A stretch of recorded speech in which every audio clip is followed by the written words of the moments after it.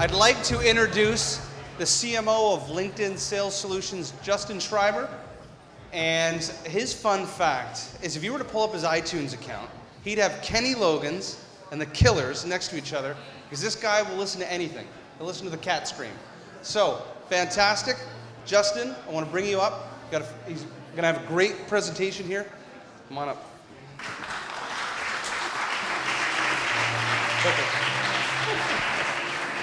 Thank you very much. All right, it's Kenny Loggins. We gotta clarify that first of all. Kenny Loggins. Jamie, we gotta introduce you to some real music here. All right, so I wanted to start off with a remarkable experience that I recently had. I think many of you are gonna be able to relate to it. Bought a new TV, one of those big TVs, plug it in, big dialog box comes up, and it asks me what my Wi-Fi password is. So I put that in. All of a sudden, the thing lights up. I see my Netflix account. Somehow it figured out what my Netflix account was. It's got my Amazon account. And literally within a couple minutes of firing my TV up, I'm into a program on Netflix, which it is proactively recommended to me. And I loved it so much, I am now going to recommend it to all of you. The Great British Bake Off.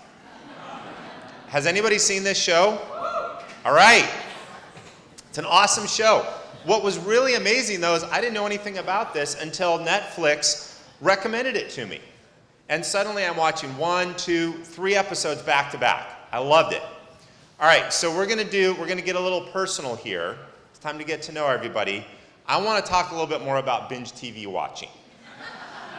So most of you didn't come to talk about binge TV watching. Way more fun than social selling, though, so we're going to talk about this for a minute. I want everybody to stand up on your feet. We're going to do a little exercise here. Okay. We are going to find out who the hardcore binge watchers are in the audience. So here's how it's going to work. I'm going to throw out a number. If you have watched that number of shows back to back, we will allow bathroom breaks.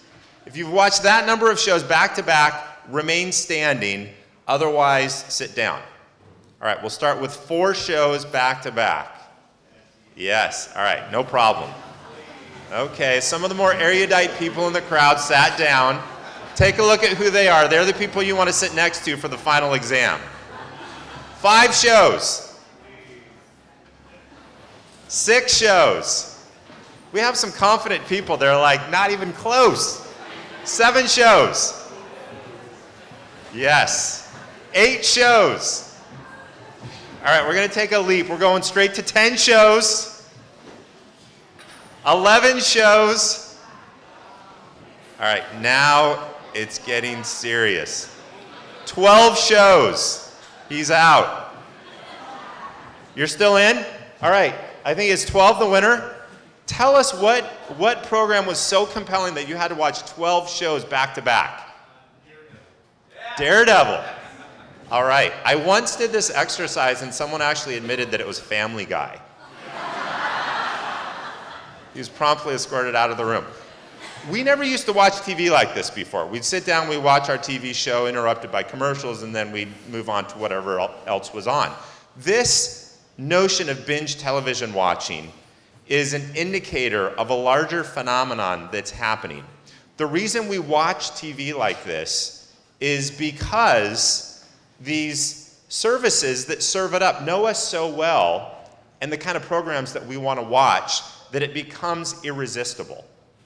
And if you think about it, this is a movement in consumer technology that is not only relevant for Netflix, this ability to know the consumer so well, but we're seeing it throughout our society. So Google Now, when I travel, it knows where I'm going. It can tell me the restaurants to go to, the weather in the location. Uber, I came here through Uber, clicked a button, car picks me up, no money is exchanged, it knows where I'm going. The notion that it's not personal, it's business, has been completely eradicated. Now, everything's personal. We have an expectation that whatever we do is going to be personal. And whether we realize it or not, anything that goes against that notion of personal, we reject it. So here's the problem from a sales perspective. Think about some of the classic techniques and technologies that used to be used to make for a successful sales call. So we had this notion of cold calling. We had this notion of the discovery meeting. We had this notion of a standard sales process. All right, now think about your experience with Netflix, how personal that was. When you try to employ any one of these tactics, what are you implicitly saying to the buyer? I don't know you. I want to get to know you, but I don't know you right now. That used to be okay, but not anymore. Because today, we expect a higher level of service. So what's critical is that we take some of those traditional techniques and we actually turn them on their head. We've talked a lot about that today. The cold call becomes the warm intro. Interestingly enough, discovery questions are still allowed, but it's not necessarily appropriate to walk in and unload 21 questions when you first met the person. You need to have a point of view, and more challenging, that point of view actually needs to sync up with what the person cares about. Then you get permission to ask the questions. And lastly, these standard sales processes that used to accelerate a deal actually slow it down now. It's incumbent upon a sales professional to figure out how the buyer wants to buy and who's involved, and use a unique process with every interaction that occurs. So I want to talk a little bit about how this is happening, and you'll be hearing about this throughout the day, but then I want to talk about some statistics that validate the fact that this is not only aspirational, but it's becoming table stakes in the way that sellers and buyers engage with each other. So let's first of all talk about targeting. How do you get to the right buyers in the first place? 46% of companies today recognize and are using intent signals to target buyers. Intent signals are more sophisticated than simply interest. Intent actually means, I'm ready to buy today, please contact me and let's get into a discussion. And less than half are actually able to do that. Just to put a little bit more clarity around that, if you think about the total universe of people that you can engage with, a lot of people are going to be interested in the products or services that you offer, but not necessarily today. The nirvana state is those people that are both interested and intend to buy. And that's where you want to be focusing the shots that you fire. All right, let me give you an example. Is Andrew still here? We're going to pick on some people. Andrew is an amazing example of someone who uses intent signals in his sales process and more broadly at Jive. When Andy is connected with someone, he can see when they move to a new company. Now that's a really important event because that indicates change and an openness to new ideas, products, and services. A perfect time to reach out and potentially engage someone in the sales process. Great example of using intent to target. All right, secondly, understanding.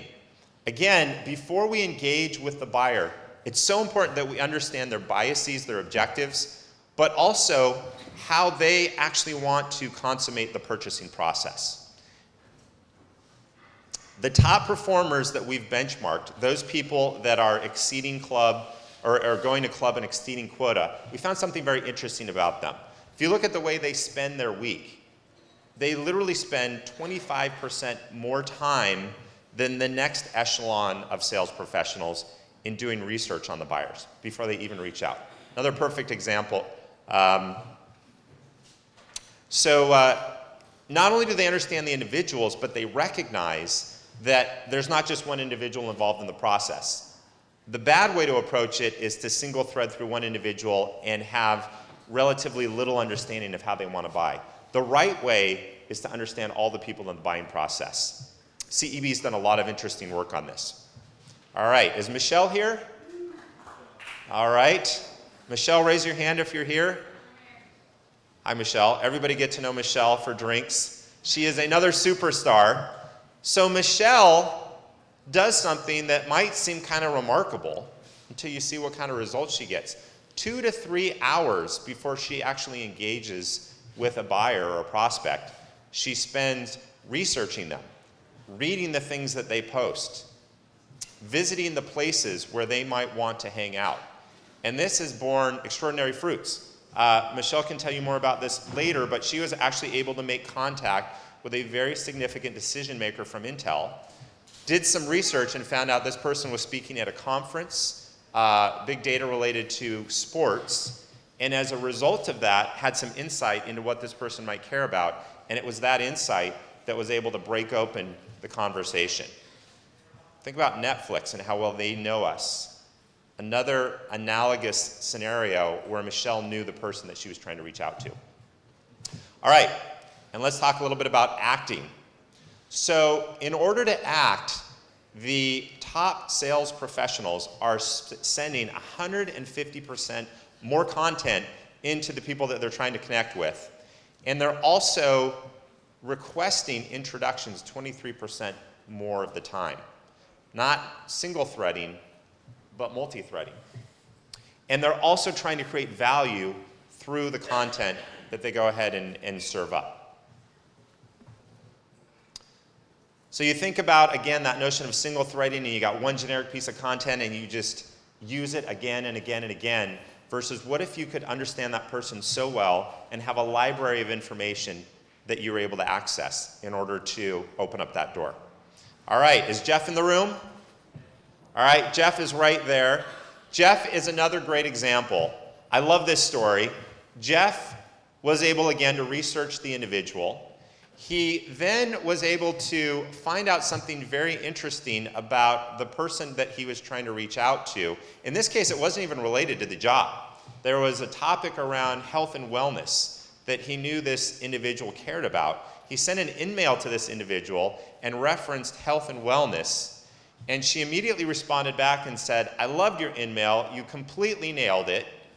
I teach a class on social and how to reach out, and I actually used your in-mail in my class as an example of what to do. I want to talk to you, and I'll make an introduction for you." So this is a classic example of how you can take action using insight in order to open doors that otherwise wouldn't be open to you. So target, understand, and act using these incredible social signals that are available to us now. That's the formula for success. All right. If you do these things, we have been able to prove statistically that you actually have better outcomes. In fact, the following numbers, we see a twofold increase over those that are not using these kind of tactics. Twice as many prospects that you're able to engage, twice as many meetings secured, and twice the number of opportunities that you're able to generate. More and more we're hearing about companies embrace these behaviors because of data like this. But here's the big question. We know it's the right thing to do.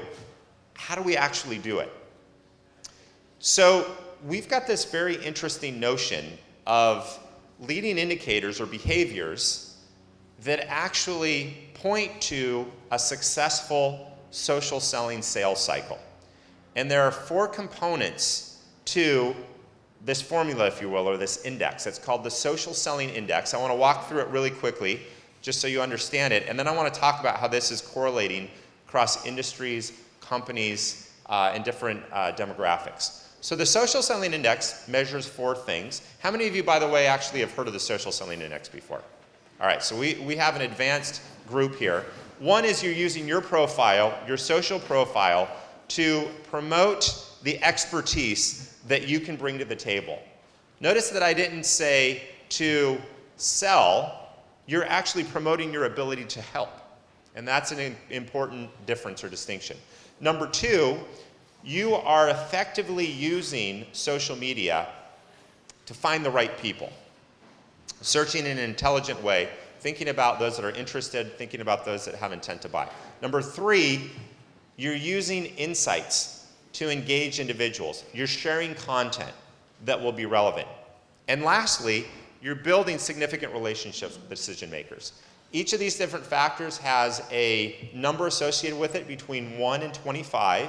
If you add all 4 categories together, you get an index between 1 and 100. What's really interesting is because now there's a number associated with social selling, we can come up with some very interesting insights. And I wanted to share a few of those with you today. The first thing that we've discovered is that social selling is actually accelerating. So if you were to look back in 2012, that SSI number, on average across all industries, all geos, would be a little bit above 12. Pretty low. Last year, it jumped to 28.2. Now, I found interesting the comments that were made on the previous panel. I think Corey kicked it off and he said, at our company, those that have more tenure are actually embracing social selling more effectively. Counterintuitively, that's actually what the data bears out. You'd think that those that had been born in an era of social selling or of social would embrace social selling. We think what's going on here, though, great salespeople know what moves the needle, especially those who have longer tenure. And as soon as they see something new and they know that it works, they're smart enough to embrace it. And that data is actually bearing it out. Second interesting thing, SMBs are the fastest to embrace social selling tactics. And in addition to that, the growth rate among SMBs is actually the most rapid. We think what's going on here is that inherently those smaller companies are a little bit more agile and able to embrace these techniques. However, we're also seeing some massive uptake all the way up to the enterprise. You heard from IBM earlier today, SAP, Microsoft as well. But in this case, SMBs are actually leading the charge. Here's a breakdown of industries, so you can find the industry that you're in. Across the board, every one of those industries is pushing their SSI forward through heightened awareness, but also through some very specific programs that they're embracing. One other statistic that we actually don't have in the deck, but I want to call it out because it's pretty interesting. We did a survey of about 1,000 sales professionals globally. One of the questions we asked is, to what extent do you embrace social selling to accelerate your deals? 66% of women said that they were currently embracing social selling, and it was about 50, a little bit above 50 for men.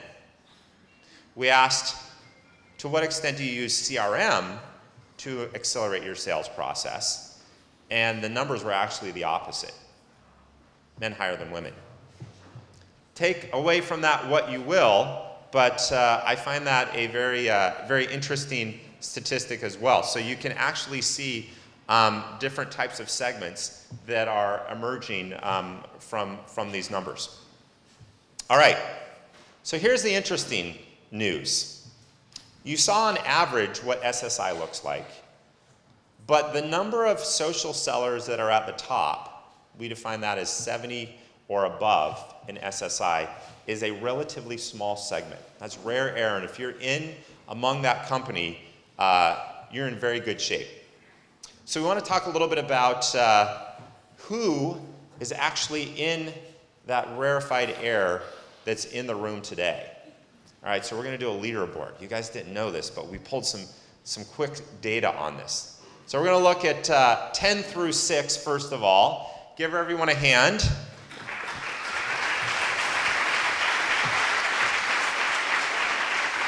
All right, and Coco was our fearless panelist, and you'll see also that some of those individuals that we called out as having great social selling techniques are up here as well. This is a remarkable achievement, though, and on a percentage basis, very few people are at this level, but what it shows is that they're really embracing the notion of social selling. All right, let's go on to 5 through 1. So we've got Jeff, number 5. Congratulations, Jeff.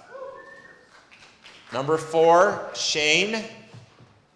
Number 3, there's Michelle, doing a great job. Number 2, Paul, and Paul, I believe, spoke earlier today. And then, not surprisingly, Jill is on the top, and she's going to be wrapping things up. So give all of these folks a hand. All right, so I want to leave you with 2 things to close. The first is I'd like to leave all of you with your own SSI score. Love to hand deliver it, can't do that, but thanks to technology, you can still find out what it is. Everyone, I want you to either pull out your phone or your laptop. and go to linkedin.com/sales/SSI. If you're logged into your LinkedIn account, you're actually going to be able to see what your SSI score is. It'll be broken down into the 4 categories I talked about.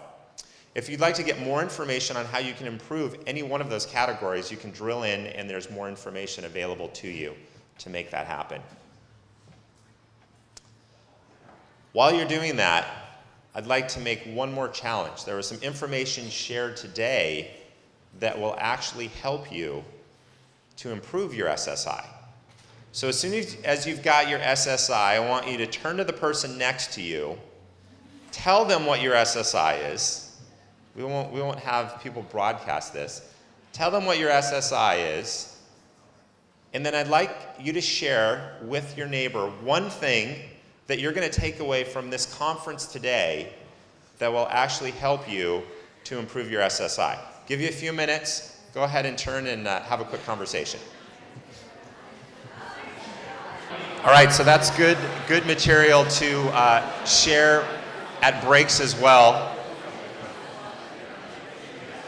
I also have one late breaking announcement. We actually have someone with a 92 here. A bit of an oversight. Is Anthony in the room from Brocade? All right, we might have a few people here. So no one ever said that salespeople weren't competitive. We might have overlooked a few. We actually polled the registrants, I think it was about a week and a half ago. So apologies if your name isn't up here. We've got a couple of other people that that deserve to be on the board as well. But it is wonderful that you can track where you stand and also your progress. Hopefully you had a good brief conversation with the people next to you. The challenge I have to all of you though, set a goal. Understand what your SSI is and how much you'd like to improve it. The good news is, to the extent that you can do that, you can see real outcomes in terms of your performance, your ability to hit quota, your ability to make club. So we talked a little bit today about the impact of SSI on the numbers. And while that is extremely important, and that's why we're in sales, there's one thing that I'd like to close on. At the end of the day, most likely, what gets us all out of bed every morning, aside from the numbers, is the opportunity to engage with someone that says, "Thank you. I couldn't have done that without you. You absolutely nailed it." That's the satisfaction that comes when you're a sales professional that knows how to engage and help the buyer. I always like to end on this slide because that's also when you know that you truly are in with the customers that you're servicing. Thank you very much.